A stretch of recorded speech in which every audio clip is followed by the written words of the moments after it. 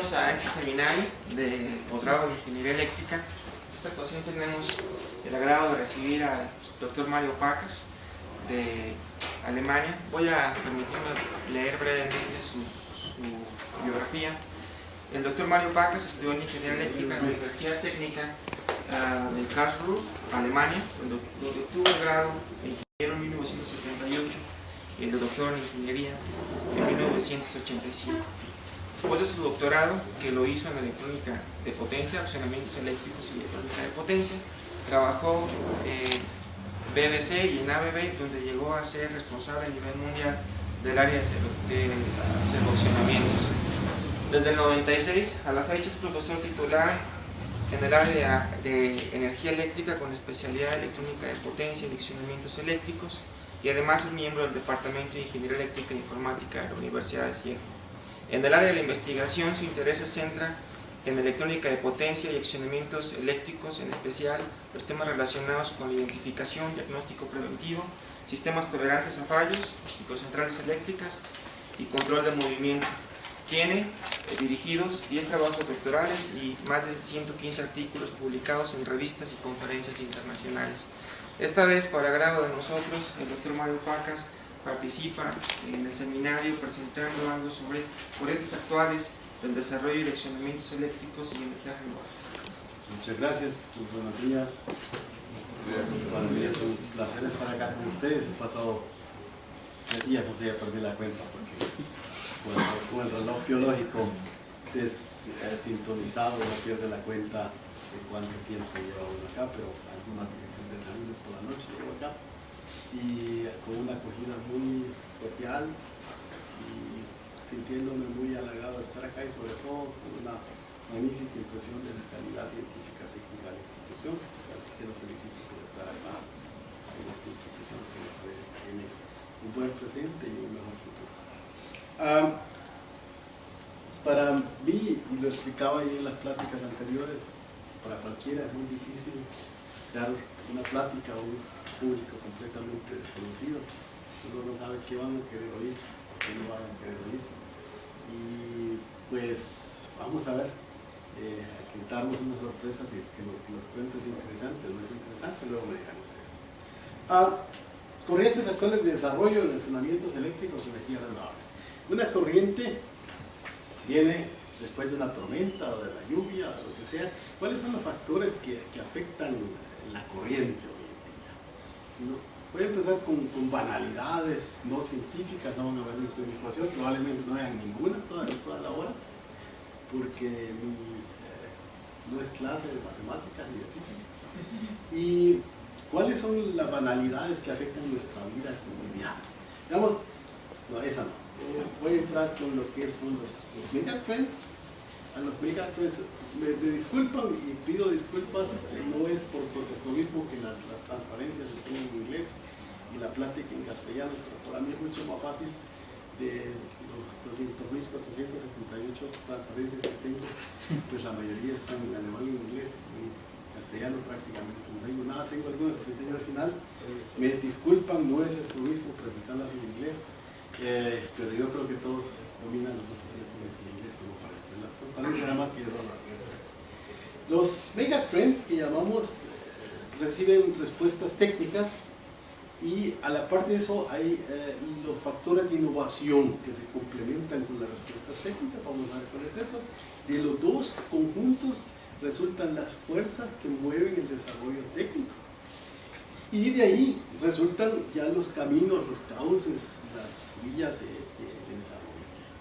Luego quisiera dar un par de palabras en lo que a mi modo de ver qué impacto tiene que tener eso en la educación técnica. Acá hay sillas todavía, exactamente 7. O sea, hay más sillas que personas que se quieren sentarse como las manos.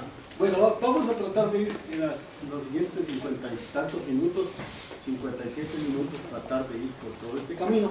Digamos lo que afecta a nuestra vida. Tenemos una fuerte migración de norte a sur. No tanto, no solamente en Latinoamérica, sino que es lo que conocen en México sobre todo, pero yo creo que en toda Latinoamérica, pero lo tienen exactamente en África, Europa, es una migración de sur a norte. ¿Qué hago? Es que esta gente busca confort, busca una cierta calidad de vida. Si ven eso tampoco es calidad de vida. Si ven eso es calidad de vida, que la gente empiece a robar energía, y eso es común en las favelas, en Río, todo eso. Tenemos el efecto de la polución ambiental, y uno dice, bueno, eso a mí, mientras no me suceda, a mí no sucede. Tenemos el problema de las mega ciudades, las mega urbes, megametrópolis, y si ven los puntos rojos, son las ciudades de 10 millones o más, 10 millones de habitantes y más, y ven el mapamundi se está llenando de puntos rojos. Luego viene la señora Merkel, no voy a dar mi opinión personal sobre ella, y decide apagar los reactores nucleares. Y dice, bueno, que apagan un reactor nuclear, y a mí que no me importa. Pero si se fijan, en Alemania, todo lo que van a apagar, todas las casitas que tienen que apagar, y hay unas que faltan. Entonces a uno se le quita ya le entra un poco el miedo y empieza a pensar cómo nos va a afectar eso. Luego vienen los señores árabes, también los señores mexicanos, los dueños del... disculpen, este sería los que todavía no he llegado ahí. Viene la parte del calentamiento global, viene la parte de emisiones, efecto invernadero, todo lo leemos todos los días en la prensa, entonces, y decimos, a mí que me importa, con nitratos, con dióxido de carbono, con metanos, y todo, le echamos la culpa a todos los demás, porque hay diferentes productores de eso. Luego viene el problema poblacional, que no lo podemos negar. La población va a crecer hasta el 2020.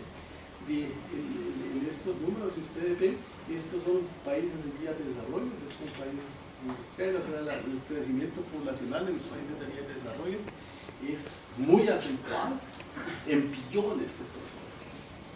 Luego tenemos el consumo de energía eléctrica, cómo va a aumentar hasta el 2020, y luego separado entre países en vías de desarrollo y industrializados. Y si ven, los países industrializados que tienen menos gente son los que consumen más energía eléctrica, está claro, porque son los que producen más. Luego tenemos el pronóstico, pero los pronósticos no les creo yo porque no soy Nostradamus, de lo que va a suceder, cómo se pueden los diferentes escenarios de cómo va a aumentar el consumo de energía eléctrica hasta el 2050. Yo con seguridad que no lo voy a vivir, ustedes tal vez sí, así que mejor dejémoslo. Luego vienen los señores árabes, incluso los mexicanos y los venezolanos, y aprietan el tornillo del precio del crudo.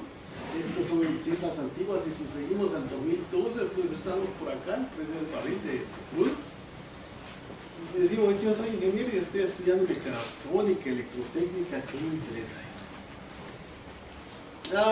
Si tratamos de resumir todas estas cosas que leemos a diario en el periódico, vemos en la televisión y vemos en muchas partes en los medios de comunicación, y vemos cuáles son los megatrends que se llaman. Uno de ellos es, en vista de todo esto que está sucediendo, polución ambiental, crecimiento, encarecimiento del petróleo, lo primero que nos viene a la cabeza, la señora Merkel y todo lo que les acabo de decir, una de las cosas primordiales es la energía y el medio ambiente. Eso no lo podemos negar. Sea México, sea el partido que sea que esté gobernando México, los Estados Unidos, es uno de los puntos que llaman nuestra atención. El segundo punto lo llamamos es el problema de los megacities. Tampoco lo podemos negar. Si van a Ciudad de México, cada vez que yo aterrizo en Ciudad de México, uno aterriza de noche viniendo de Europa y se lleva año a año el susto de que cada vez tarda más uno en llegar al aeropuerto, porque empieza a ver las rutas de la ciudad y uno dice, ya llegué, tarda una hora. Y el crecimiento del precio del petróleo está afectando nuestras vidas. Una cosa interesante, y lo pongo como megatrends porque lo olvida uno. Acá tuvieron el problema de que querían hacer combustible del maíz y subieran el precio de la soja. Lo ven localmente, pero globalmente estamos deteriorando las áreas fértiles. Y al deteriorarse las áreas fértiles, pues aparecen, la población crece y hay que alimentarla, y estamos destruyendo el área fértil. ¿Qué tiene que ver esto con electrotecnia? Ya vamos a ver. Megacities, crecimiento poblacional, y hay que darles de beber. Y no necesariamente tequila, sino que agua. Y el agua que consumen hay que desecharla. Ya son dos problemas que van ligados el uno con el otro. basura y los problemas políticos sociales, que se derivan en gran parte de eso. La migración es parte de un problema de confort, es parte de todos estos negaciones. Bueno, ya llegamos con la lección de sociología o política y veamos lo que va a suceder. ¿Cuáles son las respuestas técnicas que nosotros ingenieros damos a eso? Las respuestas técnicas es que empezamos a pensar en nuevas formas de energía y es la respuesta de energía de generación distribuida y a energías alternativas, fotovoltaica, eólica e hidráulica. El tema cogeneración toma auge en este contexto. El tema micro grids and smart grids, la electromovilidad y el ahorro de energía. Son más o menos las respuestas técnicas, ¿no? Que estas sí ya nos empiezan a afectar ya directamente, ya es mi bolsillo o mi cabeza, ya es la demanda de ingeniería. Eso es, digamos, el contexto político, social, respuesta técnica. ¿Qué herramientas nos da la física, la ingeniería a nosotros? No podemos negar que tenemos un acceso prácticamente ilimitado a capacidad de cómputo, capacidad de almacenamiento de datos. Eso es un factor determinante para nuestro desarrollo técnico. Lo pongo en primer lugar, no porque yo sea informático, no lo soy, ni lo quiero hacer, nunca lo quise hacer, sino porque no lo puedo negar. Ese es uno de los factores técnicos que más afecta nuestra vida cotidiana. Luego tenemos, junto a esto, prácticamente una capacidad de cómputo ilimitada. No es cierto. Luego tenemos un desarrollo continuo en el área electrónica de potencia. Luego tenemos, y eso tal vez es una cosa que menospreciamos, que no vemos la importancia que tiene, es que tenemos herramientas de diseño. La herramienta de diseño ha revolucionado. Aquí hay sitios, todavía hay exactamente 6. O sea que 6 que están parados no necesitan estar molestando la columna vertebral. Aquí hay 3 más, son 9, y ya con eso también las herramientas del trabajo han revolucionado, mientras no se utilicen como juguetes, sino que realmente se utilicen de forma racional. Las herramientas de simulación, de cálculo, de diseño han revolucionado la ingeniería. Ustedes no lo notan porque todavía están, digamos, la mayoría de ustedes están jugando a ser ingenieros, pero en el momento que ya no pueden ser ingenieros, sean ingenieros en la industria, van a ver lo que significa tener una herramienta que los ayude a salir adelante. Luego, los físicos y los químicos, pues una razón tienen para existir, y sí, de vez en cuando nos ayudan y nos traen nuevos materiales. Tanto carburo de silicio como celuro de galio, o lo que no sé cómo llaman en castellano, materiales ferromagnéticos, imanes y aisladores.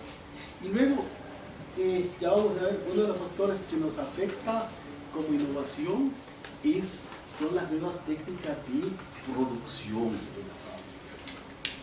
Y luego tenemos, resultando de que todas las computadoras están al alcance, tenemos una excelente capacidad de diseminar conocimientos. Si se ayuda o no se ayuda, no sé, pero ustedes lo ven a nivel escuela, a nivel estudiante, a nivel investigación, pero esto dentro de una compañía, dentro de una producción, desarrollo, en la industria, es un elemento clave porque yo tengo la capacidad de transmitir conocimiento y experiencia. Puedo almacenar datos que antes no podía hacer. Bueno, este es el contexto técnico que yo tengo. Ahora veamos otros aspectos un poco más generales. Al mundo de la automación. Por lo general, ustedes, por lo que he visto, se dedican a trabajar con una componente. Pero la componente en sí, con la componente no podemos ganar la guerra, o sea, con una pistola, con un fusil no gana la guerra, necesitan un ejército, tiene que coordinarse todo, y donde se reúne todo lo que hacemos nosotros es en el mundo de la automatización. ¿Qué reúne el mundo de la automatización? No quiero leerles toda la lista, porque es perder el tiempo, yo creo que lo conocen. Accionamientos, motores, PLCs, relés, servicios, procesos, etc. Ese es el mundo de la automación, que reúne todas las componentes que nosotros trabajamos y las ponen a trabajar. Ahora, ¿cuál es el sentido que tiene la automatización moderna?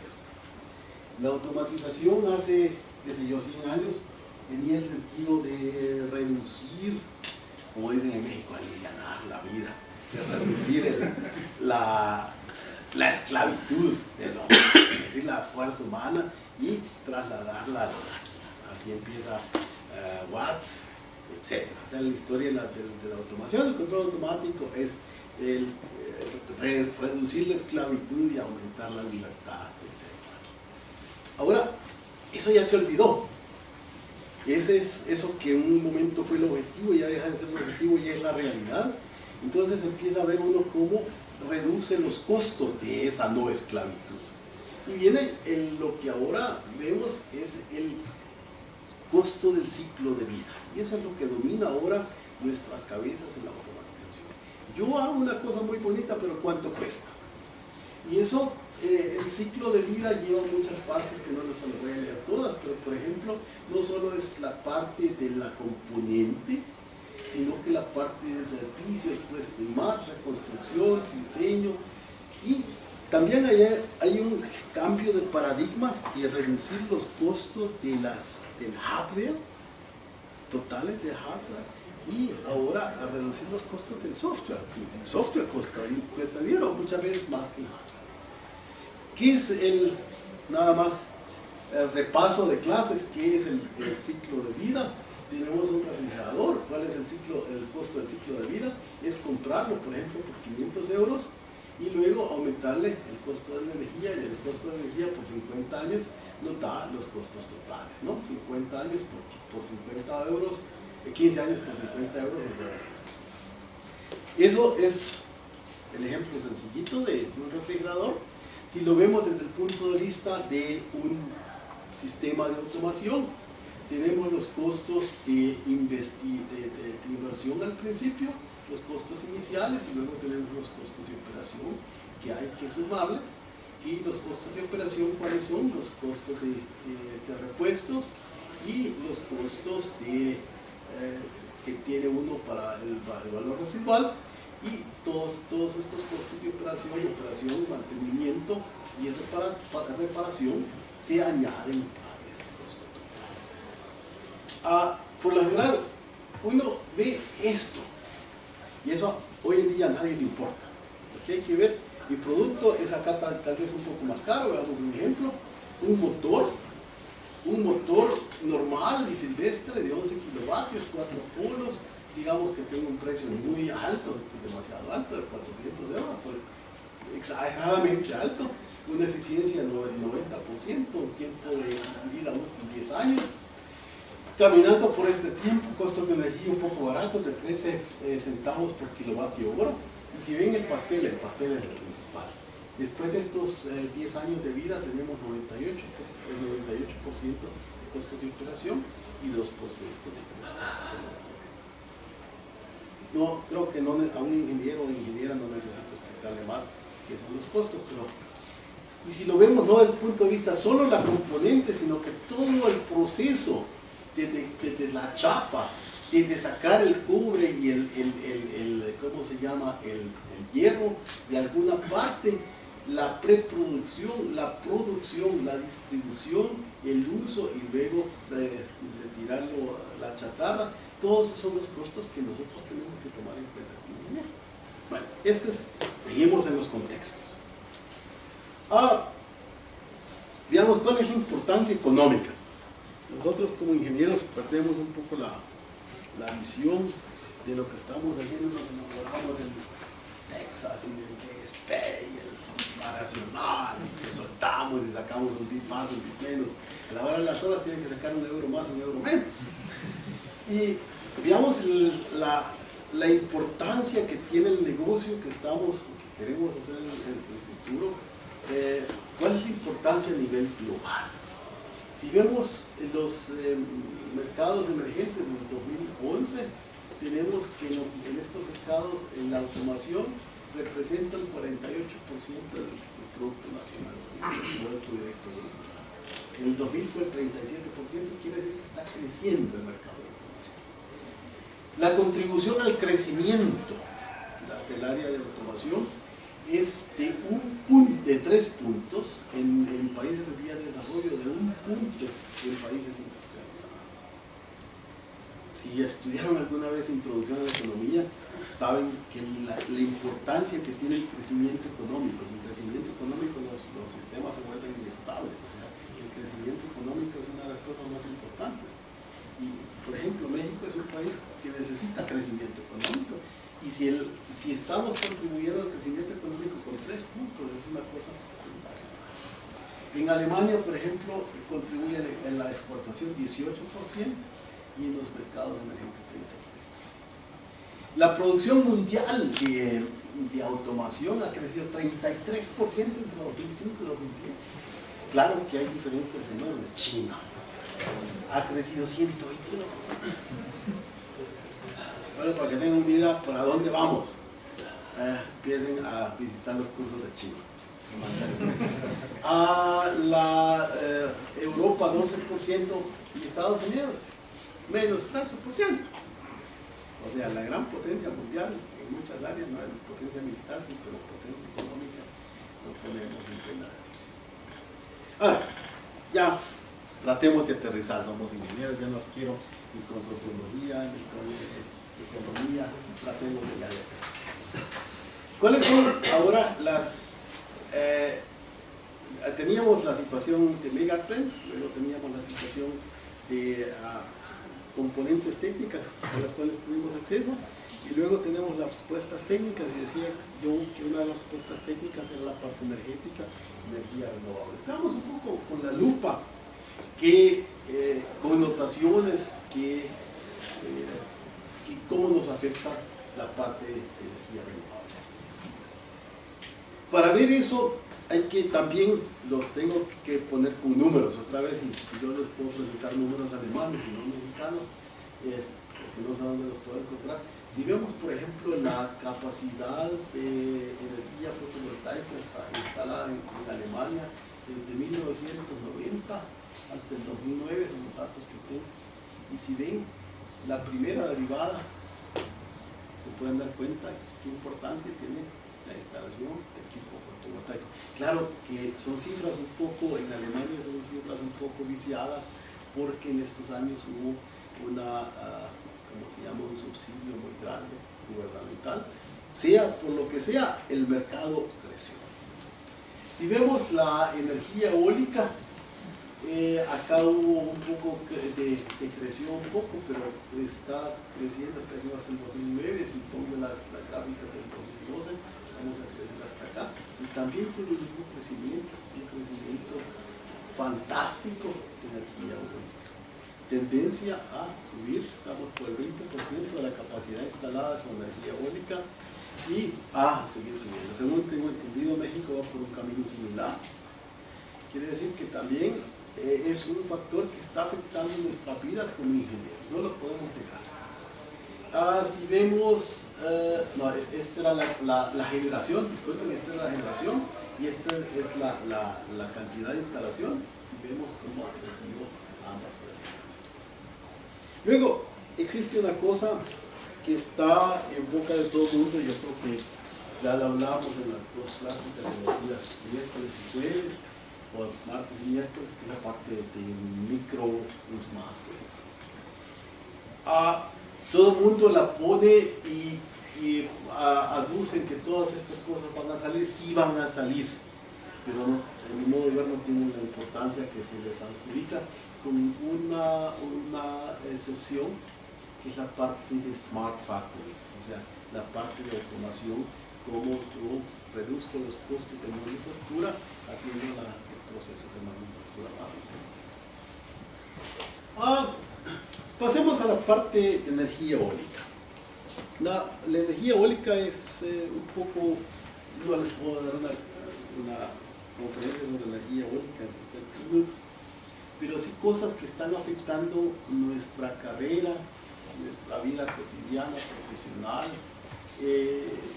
Si vemos una góndola, este es Enercon, por ejemplo, y vemos cómo se ha desarrollado salir de una máquina común y silvestre de inducción conectada directamente a la red, pero los primeros molinos eólicos, a pasar a una máquina de alta tecnología y de imanes permanentes. Este es el motor de un generador eólico, este es el estator de un generador eólico. Pueden ver, acá está la electrónica de potencia, y pueden ver, ya son cosas que ya se salen del contexto del motorcito que tenemos en el laboratorio. Estamos ya hablando de desarrollos y cosas grandes. Si vemos de esta parte de la automación o de la energía eléctrica, ¿cuáles son las fuerzas que están afectando el cauce del desarrollo? Nos lleva en tanto energía fotovoltaica como energía eólica, en todas las energías alternativas, nos lleva a un crecimiento de volumen. Soy ingeniero, a mí que me importa cuál será el volumen de transistores, yo necesito 6. Esa es la visión del estudiante, entonces 6 para una persona. El problema de volumen es que en el momento que aumenta el volumen de un producto, el precio disminuye. Al disminuir el precio, el número de aplicaciones aumenta. O sea que es un sistema que se retroalimenta. Y el aumento de volumen de un producto es bien importante para que el mercado venga. Por eso, el momento que dejamos de utilizar la electrónica potencia solamente para nuestros switch power supplies, porque sí es cierto que es uno de los elementos primordiales, y que solo para accionamientos eléctricos, y empezamos a un mercado grande, grandísimo, sobre todo nuestra potencia, eso nos afecta. Segundo punto. Uno de los problemas más grandes de las energías alternativas, sobre todo de la fotovoltaica, es que quiero aumentar la eficiencia. Y se invierte el paradigma. Yo no quiero aumentar la eficiencia para gastar menos energía, sino que para producir más. Porque ya no estoy consumiendo energía, sino que la estoy produciendo. Yo quiero vender más. Y yo le estoy vendiendo a la red. Tengo mi panel solar en el techo, ya no estoy consumiendo energía, estoy vendiendo. Mi interés es que la eficiencia aumente. Luego nos empieza a dar experiencia, o mala experiencia, o buena experiencia, en el manejo de equipo de electrónica de potencia en hábitats no industriales. Hasta el momento no hemos utilizado la electrónica de potencia digamos, en entornos industriales. Ahora estamos empezando a utilizar en las casas. Y la tiene que poner un electricista o ustedes mismos, y eso cambia un poco la situación de seguridad y de compatibilidad electromagnética. Luego tenemos, les enseñaba acá los molinos de viento, la parte mecánica. Ustedes dicen, yo soy electricista, entonces yo soy mecatrónico, entiendo de todo, pero el electricista tiene que empezar a pensar en la categoría mecánica. ¿Qué hago yo con el molino de viento? ¿Qué tengo que poner como engranaje? Son generadores de alto par. Ya es una de las cosas, de los temas de la generación eólica. O sea que, en conclusión, todo esto tiene un impacto enorme en la parte de accionamientos y electrónica de potencia. Veamos el otro aspecto. Tenemos la parte de ahorro de energía. Este es el ahorro de energía de la mamá y del papá. Apaga la luz que es muy caro. Y el ingeniero dice, no, yo no quiero apagar la luz porque no quiero levantarme de mi silla. Y trae, ese es el desarrollo técnico. No la apago, la dejo todo el día porque no quiero levantarme de mi silla. Ya, ¿dónde están los potenciales de ahorro? Este es un chart de Siemens que me regaló Siemens y dicen, vamos a ahorrar energía en todas partes. No quiero discutir sobre todo esto porque sí tiene su razón de ser, pero yo creo que el zapatero de tus zapatos, concentrémonos a lo que hacemos más o menos por acá, que sería la parte de tracción, control de motores. Esto creo que lo hacen ustedes también. El Switch Power Supplies es más cosa de Cuernavaca, ustedes menos acá, ¿no? Aire acondicionado es un poco. Power Supplies, les estaba contando el otro día, por ejemplo, las torres de transmisión de celulares tienen una eficiencia de, ¿quién sabría decir? 40. Ay, es demasiado buena. Andan entre 30 y 40%. Pero... ok.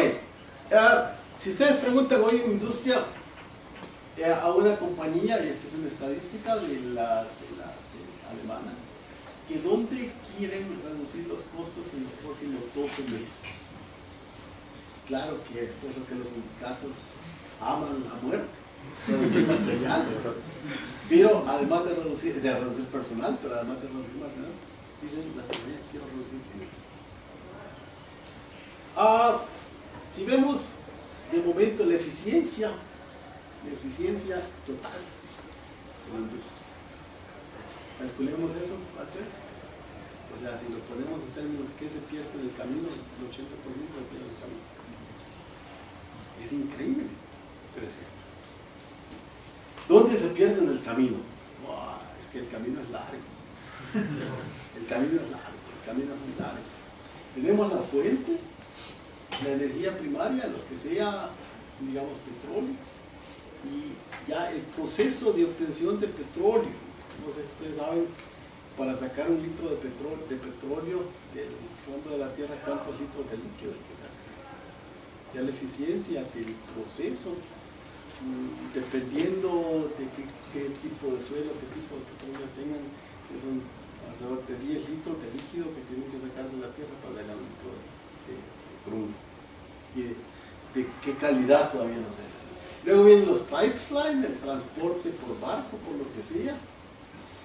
Luego tenemos, si es una planta térmica, la planta térmica tiene una eficiencia que es relativamente baja, donde también hay que optimizar los procesos de control de la caldera y lo que sea, se trabaja mucho en esto.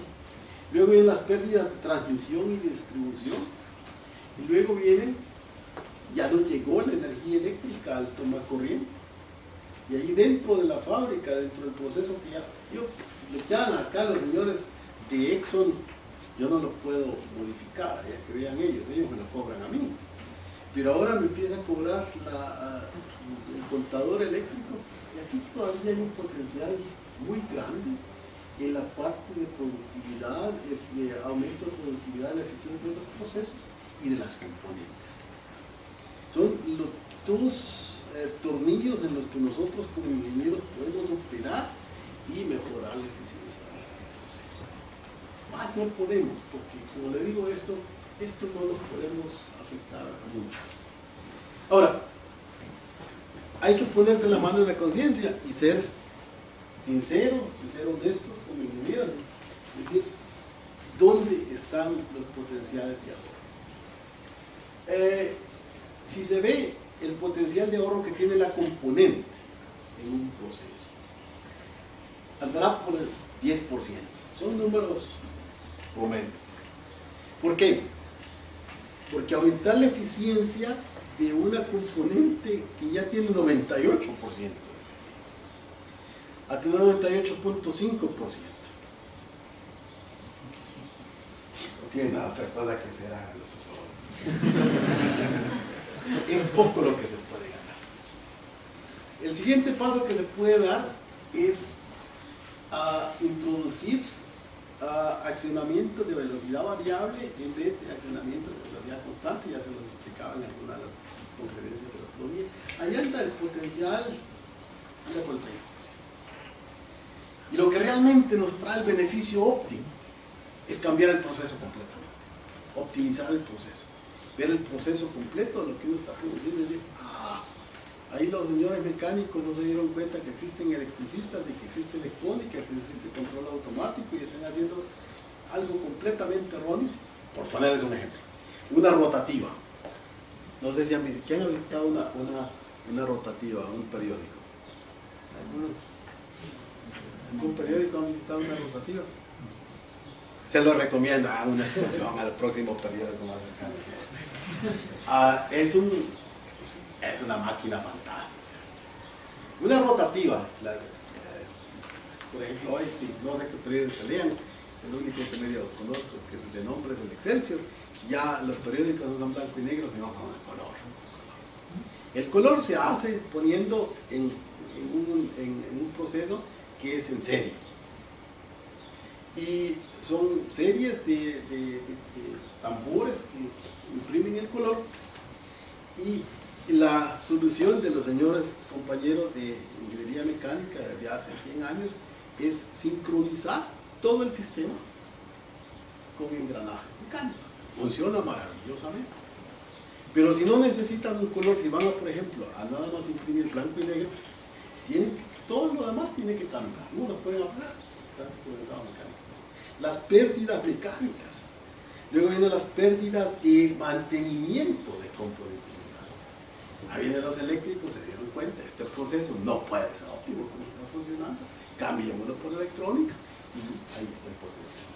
A rediseñar una máquina utilizando el conocimiento de la electrónica, y ahí están los potenciales. Nada más para ponerles un ejemplo. Por ejemplo, este es un ejemplo real de lo que se puede ganar modificando, pasando a accionamientos eléctricos. Esta es una paper mill, una fábrica de papel en Finlandia, con la fabricación de papel produce mucha agua contaminada, y lo que se puede ahorrar acá, si se pone estos números del porcentaje, se puede obtener una mejora del consumo de energía, de crecer la energía por el 68%. Esto es China Steel, en Taiwán. Se pudieron reducir, estos son ejemplos reales, se pudieron reducir 2 millones de kilovatios hora por año. Las emisiones de CO2 se pueden reducir a 1 millón de kilogramos por año, y vienen otros beneficios subsecuentes. Ejemplo mexicano, no sé dónde queda porque no conozco la fábrica, Cruz Azul, no sé si alguien la conoce. Cruz Azul se rediseñó todo el sistema y se cambiaron ventiladores de velocidad fija, velocidad variable, reducción de energía 5 millones de kilovatios hora por año, emisiones 2 millones de kilogramos por año y otros beneficios subsecuentes.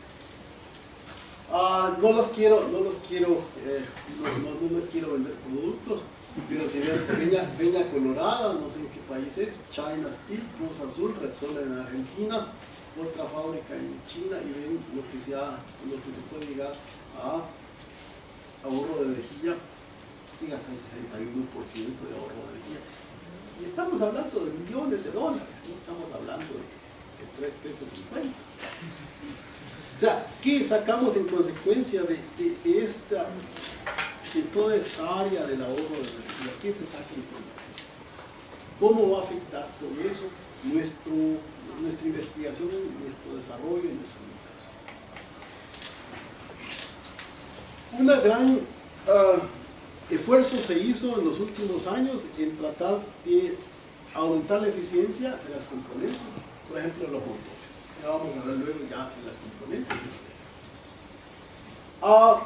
Nos lleva a que un motor que hace 15 años no tenía mucha importancia, que era el motor de imanes permanentes, tiene una penetración mucho mayor en el mercado, porque aunque sea más caro, el payback, el return of investment, el break-even, es más corto.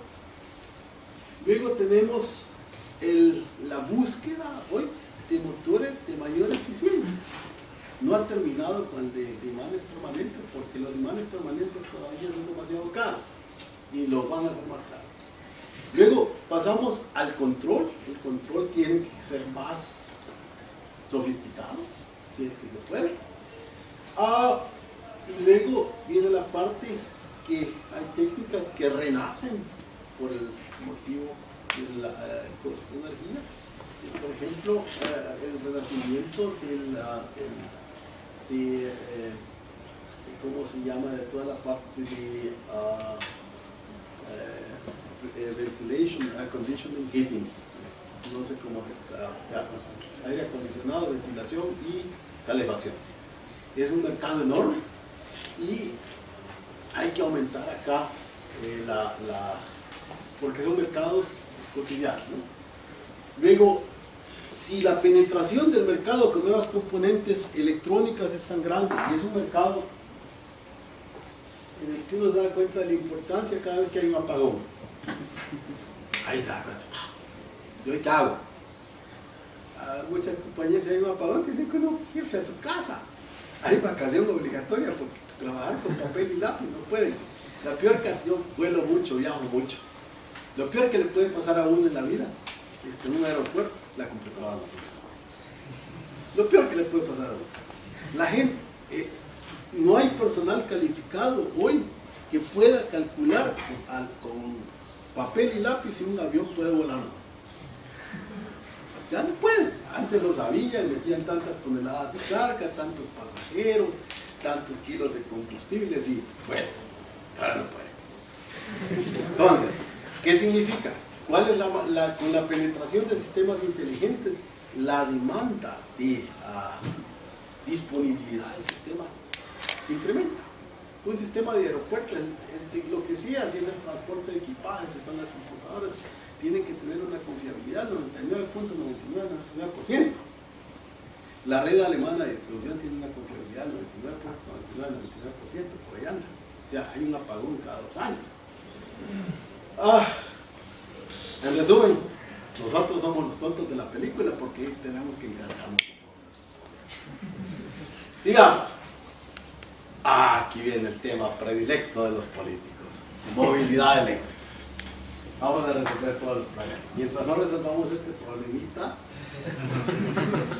no lo vamos a resolver. A pesar de eso, el tema electromovilidad está afectando nuestra vida diaria. Veamos, estamos el carro eléctrico, el híbrido, y luego no olvidemos el transporte urbano e interurbano. Seguimos utilizando motores diésel, motores de combustión para mover cantidad de millones de gentes en el transporte interurbano y urbano, y estamos viendo nada más estos dos. Luego tenemos la movilidad dentro de una fábrica. Dicen, no, es que no, es un mercado enorme de todos los carros que se mueven dentro de una fábrica. Luego tenemos, junto a este problema de la movilidad, tenemos el tema de almacenamiento distribuido de energía y tenemos el tema de estaciones de recarga. O sea, aquí se abre un abanico tremendo de aplicaciones de ingeniería que ya no solo tienen, todo el mundo dice carro eléctrico, motor, inversor. No, esos problemas ya están resueltos. Los problemas que no están resueltos, son todos estos. La batería. Y luego, la seguridad de los sistemas. ¿De qué me sirve un carro que no va a causar accidentes o lo que sea? O sea, ese es el tema de electromovilidad. ¿Por qué es importante? Porque tenemos una estrechez en el tráfico de personas. Se va a duplicar hasta el 2050 y el tráfico aéreo se va a duplicar hasta el 2030. Y ahí sacamos, comenta. Estos yo creo que son perogrulladas, no necesito decírselas, pero las demandas cumulativas de infraestructura por el 2030 se supone en Europa andamos por los mundial 9.5 trillones de dólares. bien todo el conjunto, no solo el carro que va a ser Prius de Toyota, eso es una componente. Esto es un problema enorme. Todavía no hay solución estándar. Todo el mundo, no, esta es la solución. Con la compañía, esta es la solución. ¿Cómo va a afectar esto al mercado energético? El impacto no es tan grande, pero veamos lo que se supone en Europa, cómo va a aumentar la cantidad de unidades. Acá tenemos los años, lástima los colores, los cambió Bill Gates. Este es el crecimiento entre 2010 y 2020 del número de unidades que va a aumentar en Europa. O sea, 10 millones, y esto es Alemania, si no estoy mal, esto es Alemania y esto es Europa. Y eso nos tiene toda la parte evolutiva de estaciones de carga, de, ¿cómo se llama?, de incentivar, por ejemplo, el vehículo eléctrico, que se le pongan carriles preferenciales, etc. O sea, todo este mercado va a crecer, se supone que va a crecer en los próximos años en una forma bastante grande. O sea, si tratamos de resumir, porque el tiempo corre, el impacto de la electromovilidad en nuestras vidas va a ser también enorme en los próximos años. Ustedes son los responsables, o van a ser los responsables de que esto salga adelante. ¿Cómo? ¿Cómo afecta eso a la parte técnica? De nuevo, motores o accionamientos de alta eficiencia. Temperaturas. En un equipo industrial uno dice 40 grados. Diseña para 40 grados. Luego en un híbrido, metan la mano en un motor que está calientito todavía, cuidado no se queme. El motor de combustión tiene una temperatura mucho más alta, está encapsulado, y ahí va a ir la electrónica. O sea, y ahí viene la importancia de los wide band gap elements de carburo de servicio, porque pueden trabajar a temperaturas más elevadas.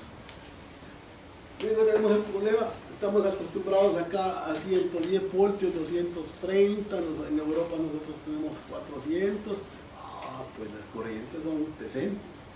Ahora tienen que ver sistemitas de 48 voltios, algo entre 0 y 100 voltios, y las corrientes entonces aumentan. Tenemos que ver sistemas de alto voltaje y alta corriente. Sistemas apropiados de regeneración y de energy management dentro del automóvil. Ya no solo eso, yo regenero y qué le doy a la batería y cómo. Esto es energy management on board. Hay que saber, y ahí viene otra vez la mecatrónica, pero la mecatrónica ingenieril, y yo tengo que saber cuál es la mecánica, cómo se va a mover en un perfil de un automóvil, qué energía voy a recuperar, cómo la voy a utilizar para recargar mi sistema. Luego viene la parte de diagnóstico. En mi juventud no tenía un escarabajo y podía reparar todo. Y el sistema de diagnóstico era un destornillador con un foquito. Y ahora traten de reparar un automóvil, no pueden. Y esto se convierte en un sistema mucho más complicado, el sistema de diagnóstico. O sea, otra vez son las cosas que no puedo afirmar. Ahora, no puedo decirles en los próximos 13 minutos que nos quedan qué va a resultar ahí, todos los trends que van a salir y las corrientes de desarrollo, pero veamos algunas para que ustedes se hagan una idea de para dónde va la situación. Si vemos en la parte de componentes, que siempre hay componentes, sistema, aplicación. La parte de componentes, motores. De nuevo, la energía. High efficiency. No hay discusión que valga si tienen un motor de baja eficiencia, ya perdieron. Motores de alta eficiencia quiere decir no automáticamente, pero en muchos casos imanes permanentes. Ahora, viene el problema, los imanes permanentes son caros y los materiales magnéticos están en la China. soluciones alternativas, que es el renacimiento de la máquina de reluctancia, para obtener una alta densidad de par, una alta eficiencia. Después de que me dijeron mucha gente que la máquina síncrona de reluctancia no sirve para nada, todo el mundo la está desarrollando.